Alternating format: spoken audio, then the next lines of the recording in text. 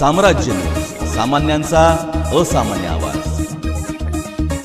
नगरपालिका निवडणुकात भाजपला करमाळा, मंगळवेढा व मोहोळ येथे पराभव स्वीकारावा लागला असून विरोधी पक्षांच्या विजयामुळे राज्यातील स्थानिक राजकारणाची दिशा बदलत असल्याचे चित्र आहे। नगरपालिका निवडणुकात भाजपला करमाळा, मंगळवेढा, मोहोळसह अनेक ठिकाणी पराभवाचा सामना करावा लागला।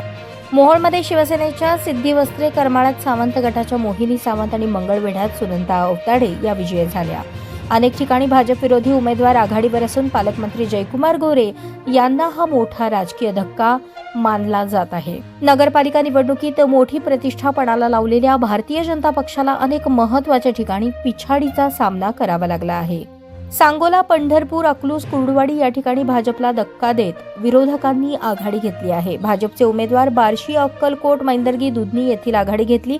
त्यामुळे सोलापुरात पालकमंत्री जयकुमार गोरेंना धक्का बसण्याची शक्यता वर्तवण्यात येत आहे। जिल्ह्यातील 11 नगरपालिका आणि अनगर नगरपंचायतीसाठी निवडणूक लागली होती। त्यात सर्वच जागांवर भाजपने आपले नगराध्यक्ष पदाचे उमेदवार दिले होते। अनेक ठिकाणी तोडफोड करून पालकमंत्री गोरे यांनी भाजपचे उमेदवार दिले होते, ते जनतेला आवडलेले दिसत नाही। सांगोल्यात शिवसेनेचे माजी आमदार शहाजी बापू पाटील यांच्या गटाचे आनंद माने आघाडीवर आहेत। पंढरपूरमध्ये भगीरथ भालके यांच्या पत्नी प्रणिता भालके, अकलूजमध्ये राष्ट्रवादी काँग्रेस शरदचंद्र पवार पक्षाचे, तर कुर्डुवाडीत शिवसेना उद्धव बाळासाहेब ठाकरे पक्षाचे उमेदवार आघाडीवर आहेत।